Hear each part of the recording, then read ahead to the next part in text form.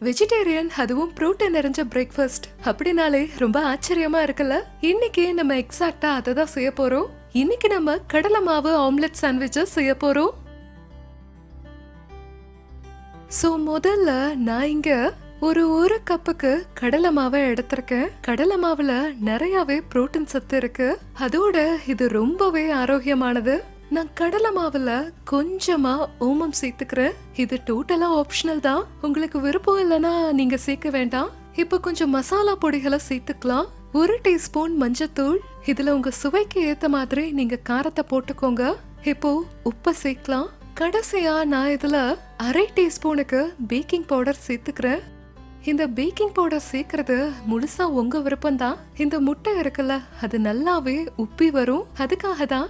இப்ப இதுல நம்ம தண்ணீரை சேர்த்துட்டு ஒரு நல்ல மாவு மாதிரி இத செஞ்சுக்கலாம். ஒரே சமயத்துல எல்லாம் நிறைய தண்ணீரை ஊத்திராதீங்க, இல்லாட்டி இதுல நிறைய கட்டிகள் வந்துரும். இப்ப இந்த கடலை மாவு ரெடி ஆயிருச்சு.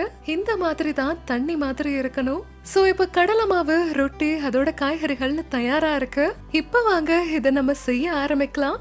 முதல்ல ஒரு பேன்ல நான் கொஞ்சமா எண்ணெயை ஊத்திக்கிறேன். அப்புறம் ஒரு டிஷ்யூவை வச்சு இந்த எண்ணெயை பரப்பிக்கலாம்.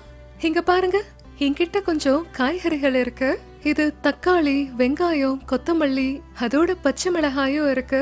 இந்த எல்லா காய்கறிகளையும் நான் கடலை மாவுல சேர்த்துக்கிறேன். இங்க பாருங்க, இது கொஞ்சம் தண்ணி பதத்துல இருக்கு. இப்படிதான் நமக்கு இது வேணும். நான் ஸ்லைஸ் பண்ண ரொட்டியை எடுத்திருக்கேன். நீங்க எந்த ரொட்டியை வேணாலும் எடுத்துக்கலாம்.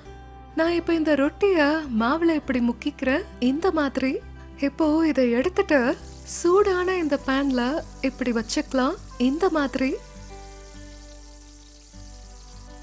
இப்ப கொஞ்சமா எண்ணெயை ஊத்திக்கலாம்.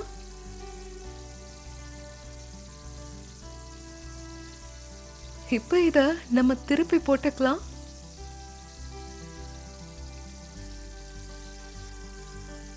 திருப்பி போட்டதுக்கு அப்புறமா இத நம்ம நல்லா வேக விட்டுறலாம். இப்ப மறுபடியும் திருப்பி போட்டுட்டு எப்படி இருக்குன்னு பார்க்கலாம். இப்ப நான் இந்த பச்சை சட்னிய ஒரு பக்கத்துல பரப்பிக்கிறேன். இது கொத்தமல்லி புதினா சட்னி. இதோட ரெசிபிய என்னோட சேனல்ல நீங்க பார்க்கலாம். நான் இதுல கொஞ்சம் சீஸ போட்டுக்கிறேன். இப்ப இந்த 2வது ரொட்டியை எடுத்து இப்படி சாண்ட்விச்சா செஞ்சுக்கலாம், இந்த மாதிரி. இங்க பாருங்க, இப்ப சாண்ட்விச்ல நல்லாவே ஒரு நிறம் வந்திருக்கு. இப்ப நம்ம கடலை மாவு ஆம்லெட் சாண்ட்விச் ரெடி ஆயிருச்சு. இப்ப இந்த சாண்ட்விச்சை நம்ம வெட்டிக்கலாம்.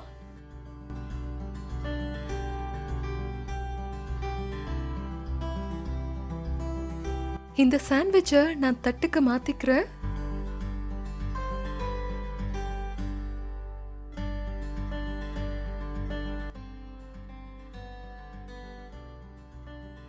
இப்ப இங்க தயாராயிருச்சு சூடான புரோட்டீன் சத்து நிறைஞ்ச கடலை மாவு ஆம்லெட் சாண்ட்விச்.